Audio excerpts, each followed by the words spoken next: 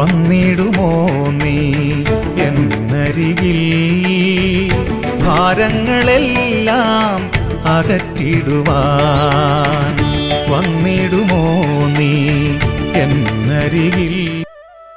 Praise the Lord. കർത്താവായ യേശുക്രിസ്തുവിന്റെ ധന്യനാമത്തിൽ എല്ലാ പ്രിയപ്പെട്ടവർക്കും സ്നേഹ വന്ദനം. ഇമ്മാനുവേൽ പ്രയർ മിഷന്റെ ഉറവ് എന്ന ഈ പ്രോഗ്രാമിലേക്ക് ഏവർക്കും ഹാർദവമായ സ്വാഗതം.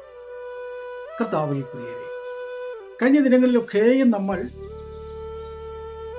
പ്രതികൂല സാഹചര്യങ്ങളെ അതിജീവിച്ച ദൈവദാസന്മാരെ, അവരുടെ രക്ഷയെയും വിടുതലുകളെ എങ്ങനെയാകുന്നു എന്ന് ചിന്തിക്കാൻ ഇടയായി.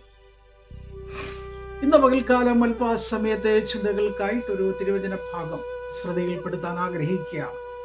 ലൂക്കോസിന്റെ സുവിശേഷം 19-ാം അധ്യായത്തിന്റെ 1-ാമത്തെ വാക്യമാണ്. അവിടെ ഇങ്ങനെ വായിക്കുന്നു: അവൻ യെരിഹോവിൽ എത്തി കടന്നു പോകുമ്പോൾ ചുങ്കക്കാരിൽ പ്രമാണിയും ധനവാനുമായ സക്കായി എന്നു പേരുള്ള ഒരു പുരുഷൻ യേശു എങ്ങനെയുള്ളവൻ എന്ന് കാണുവാൻ ആഗ്രഹിച്ചു. കർത്താവിൽ പ്രിയരെ, നിങ്ങളെല്ലാവരും സുഖമായിരിക്കുന്നു എന്ന് കരുതുകയാണ്. നിങ്ങളെ ഓർത്തുകൊണ്ട് ഞങ്ങൾ പ്രാർത്ഥിക്കുന്നു. പ്രാർത്ഥനകളിലൊക്കെയും ഞങ്ങൾ എപ്പോഴും വഹിക്കുകയും ചെയ്യുന്നു. സംഭവങ്ങൾ കൊണ്ട് നിറഞ്ഞതായിരിക്കുന്ന ഒരു ലോകത്തിൽ നാം ജീവിക്കുന്ന ഈ കാലഘട്ടത്തിൽ അനവധിയായിരിക്കുന്ന സംഭവങ്ങളാണ് ഓരോ ദിവസവും കേൾക്കുന്നത്. ഭയാനകമായ അവസ്ഥകൾ, ആശങ്കകൾ ഉണർത്തുന്ന വിധത്തിലുള്ള അനുഭവങ്ങൾ, എന്തു ചെയ്യണം എന്നറിയാൻ കഴിയാത്ത വിധത്തിലുള്ള ഓരോ ചിന്തകളും നമ്മുടെ മണ്ഡലങ്ങളിൽ വളരെ ഭാരപ്പെടുത്തുകയാണ്. അങ്ങനെയുള്ളതായ സന്ദർഭങ്ങളിലാണ് ദൈവത്തിന്റെ വചനം നമുക്ക് വളരെയധികം അനുഗ്രഹം നൽകുന്നത്, അത് വിടുതൽ നൽകുന്നത്, അത് ആശ്വാസമായി മാറുന്നത്. ഞങ്ങളുടെ ഏക ലക്ഷ്യം ഓരോ ദൈവമക്കളും വചനത്തിൽ ഉറപ്പുള്ളവരായിരിക്കണം എന്നാണ്. ഇളക്കമുള്ളവരാകാതെ, ആടുന്നവരാകാതെ, ചാഞ്ഞു പോകുന്നവരാകാതെ, വേലി പോലെ ആകാതെ, മതില് പോലെ പൊളിയുന്നവരെ പോലെ ആകാതെ, അവർ വിശ്വാസത്തിൽ ഉറപ്പും ധൈര്യമുള്ളവരായിരിക്കണം. യോശുവയുടെ പറഞ്ഞൊരു കാര്യമുണ്ട്: ഇടത്തോട്ടോ വലത്തോട്ടോ നോക്കാതെ മുൻപോട്ട് തന്നെ പോകാം, ഞാൻ നിന്നോട് കൂടെയുണ്ട്. അപ്പോൾ ദൈവവചനത്തിന്റെ അടിസ്ഥാനത്തിൽ നിലനിൽക്കുന്ന ഒരു വ്യക്തി തളരാതെ നിൽക്കും, വീഴാതെ നിൽക്കും, പതറാതെ നിൽക്കും, കുഴഞ്ഞു പോകാതെ നിൽക്കും. അവർ സിയോൻ പർവ്വതം ഉറച്ചു നിൽക്കുന്നത് പോലെ ഓരോ വ്യക്തികളും നിൽക്കാൻ ഇടയായിട്ടില്ല. ഇവിടെ വായിച്ചതായിരിക്കുന്ന ആ വേദഭാഗം, യേശു യെരിഹോവിലൂടെ കടന്നു പോവുകയാണ്.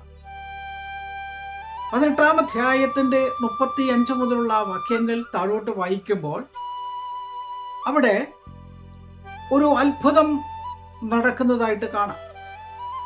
ഇന്ന് വരെ ആരും ചെയ്യാത്ത ഒരു മതപണ്ഡിതന്മാർക്ക്, പുരോഹിതന്മാർക്ക്, ശുശ്രൂഷകന്മാർക്ക് ആർക്കും പ്രവർത്തിക്കാൻ കഴിയാത്ത വിധത്തിലുള്ള ഒരു കാര്യം അവിടെ നടക്കുന്നുണ്ട്.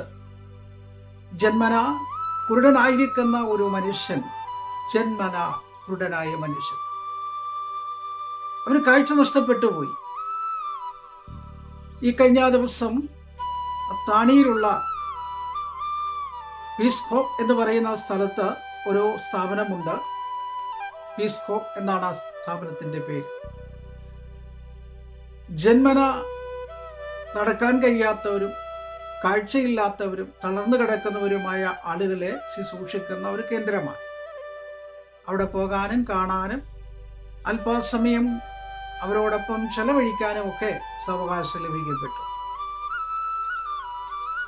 ഈ നിലവിളി യേശു കടന്നു പോകുമ്പോൾ നിലവിളിച്ചു. അവൻ കേട്ടു, യേശു കേട്ടു, അവിടെ നിന്നു, അവനെ വിളിച്ചു, അവൻ സൗഖ്യമായി.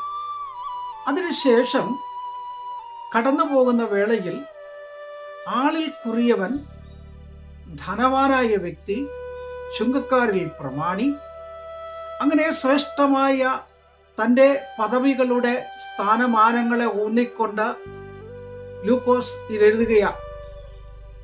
താൻ ആരാണ്, എങ്ങനെയുള്ളവനാണ്, തൻ്റെ ധനശേഷി, തൻ്റെ പദവികൾ, തൻ്റെ ശ്രേഷ്ഠതകൾ, സമൂഹത്തിലെ ഉന്നതങ്ങൾ, ഇതെല്ലാം കൂടെ സംയോജിപ്പിച്ചിട്ട് പറയുകയാണ്, അങ്ങനെയുള്ളതായിരിക്കുന്ന സക്കായി യേശു എങ്ങനെയുള്ളവൻ എന്നറിയേണ്ടതിന് വേണ്ടി അവൻ ആൾക്കൂട്ടത്തിൻ്റെ ഇടയിൽ നിന്ന് അവൻ മുൻപോട്ടോടി ഒരു കാട്ടത്തിന്മേൽ കയറി. അപ്പൊ യേശു എങ്ങനെയുള്ളവൻ എന്നറിയാൻ വേണ്ടിയാണ്. കാരണം അതിന് തൊട്ട് മുൻപ് നടന്നതായിരിക്കുന്ന അത്ഭുതങ്ങൾ അതിശയിപ്പിച്ചു, ചിന്തിപ്പിച്ചു.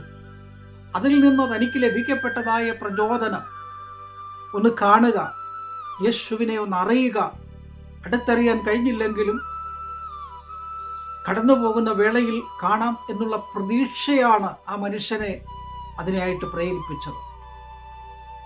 നമ്മുടെ ഉള്ളിൽ ഒരു പ്രതീക്ഷയുണ്ടെങ്കിൽ, ആഗ്രഹങ്ങളുണ്ടെങ്കിൽ, താല്പര്യങ്ങളുണ്ടെങ്കിൽ, മോഹങ്ങളുണ്ടെങ്കിൽ അതിനെ സഫലമാക്കുവാൻ കഴിയുന്ന ഒരു ദൈവികമായ അനുഗ്രഹങ്ങൾ അരികിലേക്ക് കടന്നു വരും. ഇവിടെ ഇപ്പോൾ കാട്ടത്തിമേൽ ഇരിക്കുന്നതായ സക്കായിയെ കണ്ടിട്ട് യേശു അതിൻ്റെ അരികിൽ വന്നിട്ട് അവനെ വിളിക്കുകയാണ്. സക്കായിയെ, ഇറങ്ങി വാ, ഇന്ന് ഞാൻ നിന്റെ വീട്ടിൽ പാർക്കേണ്ടതാകുന്നു. നീ എന്നെ കാണുവാൻ വേണ്ടി മാത്രം ആഗ്രഹിച്ചെങ്കിൽ അതിനൊക്കെയും മാറ്റങ്ങൾ വരുത്തിക്കൊണ്ട് ഇന്ന് ഞാൻ നിന്നോടൊപ്പം നിന്റെ ഭവനത്തിൽ നിന്റെ വീട്ടുകാരോടൊപ്പം നിന്റെ ഭക്ഷണം കഴിച്ച് നിന്നോടൊപ്പം ഞാനും എൻ്റെ ശിഷ്യന്മാരും വിശ്രമിക്കാൻ പോവുകയാണ്. അവന് വലിയ സന്തോഷമായി. നീ ബന്ധപ്പെട്ട് കയറിയെങ്കിൽ നീ ബന്ധപ്പാടോടെ ഇറങ്ങണ്ട, ബന്ധപ്പാടോടുകൂടി നീ ഇറങ്ങാതെ പതുക്കെ ഇറങ്ങി വരിക. അവനെ സാവകാശം വിളിച്ച് തൻ്റെ വീട്ടിലേക്ക് കൊണ്ടുപോയി. കാണാൻ ആഗ്രഹിച്ചതായിരിക്കുന്ന ആ വ്യക്തി ലോകരക്ഷകനായ തമ്പുരാനെ, സകല ജനത്തിനും ആശ്വാസം നൽകുന്നവൻ, സകല മനുഷ്യനും വിടുതൽ നൽകുന്ന, രോഗികളെ സൗഖ്യമാക്കിയ, മരിച്ചവരെ ഉയർപ്പിക്കുന്ന ആ ലോകരക്ഷകനായിരിക്കുന്ന യേശു തമ്പുരാനെ തൻ്റെ ഭവനത്തിലേക്ക് ക്ഷണിക്കുകയാണ്. നാം യേശുവിനെ അറിയുവാൻ ആഗ്രഹിക്കുന്നെങ്കിൽ അതിനപ്പുറത്തായിട്ട് ദൈവം നമ്മളെ കാണുകയാണ്. ഞാൻ നിന്റെ വീട്ടിൽ വരാൻ ആഗ്രഹിക്കുന്നു. നിന്റെ ഭവനത്തിന്റെ സ്ഥിതിക്കൊരു മാറ്റം, നിന്റെ കുഞ്ഞുങ്ങൾക്ക് ഒരു മാറ്റം, നിന്റെ ജോലിക്ക് ഒരു മാറ്റം, നിന്റെ പ്രവർത്തനത്തിന് ഒരു മാറ്റം, നിന്റെ ബിസിനസ്സിന് ഒരു മാറ്റം, നിന്റെ ഉയർച്ചയ്ക്ക് ഒരു മാറ്റം, നിന്റെ തളർച്ചയ്ക്കൊരു മാറ്റം, സകലത്തിനും മാറ്റം വരുത്തിക്കൊണ്ട് നിന്റെ ഗ്രഹം അനുഗ്രഹിക്കപ്പെട്ട ഗ്രഹമായി മാറുവാൻ പോകുകയാണ്. എന്നെ കേൾക്കുന്ന പ്രിയമുള്ളവരെ, നിങ്ങൾ കിടപ്പ് രോഗികളായിരിക്കാം, തളർന്നു കിടക്കുന്നവരായിരിക്കാം, കേൾവിയില്ലാത്തവരായിരിക്കാം, കാഴ്ച നഷ്ടപ്പെട്ടവരായിരിക്കാം, സാമ്പത്തിക കടബാധ്യതകൾ കൊണ്ട് ഭാരപ്പെടുന്ന വ്യക്തിയായിരിക്കാം, കുഞ്ഞുങ്ങളെ ഓർത്ത് വീടിനെ ഓർത്ത് തളർന്നു കിടക്കുന്ന വ്യക്തിയായിരിക്കാം, ഉറക്കം നഷ്ടപ്പെട്ടവരായിരിക്കാം. എന്നാൽ ഒരു നിമിഷം ഓർക്കുക, അവൻ വന്നാൽ സ്ഥിതി മാറും. നിങ്ങൾ ഒന്ന് മനസ്സ് വെക്കണം. നിങ്ങൾ മനസ്സ് വെച്ചാൽ നിങ്ങളുടെ കുടുംബത്തിന്, നിങ്ങൾക്ക്, ജീവിതത്തിന്, സകലത്തിനും മാറ്റം ഭവിക്കുവാനിടയായിത്തീരും. ഞാൻ എൻ്റെ വാക്കിൽ കൂടി അവസാനിപ്പിക്കുകയാണ്. എന്നെ കേൾക്കുന്ന പ്രിയ വാത്സല്യ മാതാപിതാക്കളെ, സഹോദരങ്ങളെ, സ്ഥിതികളെ മാറ്റുവാൻ കഴിയുന്നവൻ വന്നിട്ടുണ്ട്. അവൻ നിന്റെ അരികിലുണ്ട്. നിന്നെ തൊടുവാൻ പോവുകയാണ്. നിന്റെ കിടപ്പ് മാറ്റി വിരിക്കാൻ പോകും. നിന്റെ സ്ഥിതിയെ മാറ്റാൻ പോവുകയാണ്. പരിശുദ്ധനായ ദൈവമേ, സ്വർഗ്ഗസ്ഥ പിതാവേ, അനുഗ്രഹിക്കപ്പെട്ട നല്ല പകൽക്കാലത്തിനായി വചനം കേൾക്കുന്ന പ്രിയപ്പെട്ടവരെയും രോഗികളായി കഴിയുന്ന പ്രിയപ്പെട്ടവർക്ക് ആശ്വാസവും വിടുതലും, ജോലിയോടുള്ള ബന്ധത്തിലും സ്വദേശത്തും വിദേശത്തും ഗൾഫ് മേഖലകളിലും അതുപോലെ യൂറോപ്പിലും അമേരിക്കൻ നാടുകളിലും ഒക്കെ ജോലി ചെയ്യുന്നവരുണ്ട്. കുടുംബമായി പാർക്കുന്നു. നിങ്ങളുടെ വിവാഹങ്ങൾ, ബിസിനസിൻ്റെ ആവശ്യങ്ങൾ, പഠനവുമായി ബന്ധപ്പെട്ടുള്ള കുഞ്ഞുങ്ങൾ, എല്ലാ പ്രിയപ്പെട്ടവരെയും അനുഗ്രഹിക്കണം. ജന്മദിനം ആഘോഷിക്കുന്നവരെയും വിവാഹ വാർഷികം ആഘോഷിക്കുന്നവരെ ഓർത്ത് പ്രാർത്ഥിക്കുന്നു. എല്ലാവരെയും അനുഗ്രഹിച്ചാട്ടെ. യേശുവിൻ നാമത്തിൽ തന്നെ. ആമേൻ. പ്രൈസലോ. ദൈവം ധാരാളമായിട്ട് അനുഗ്രഹിക്കട്ടെ.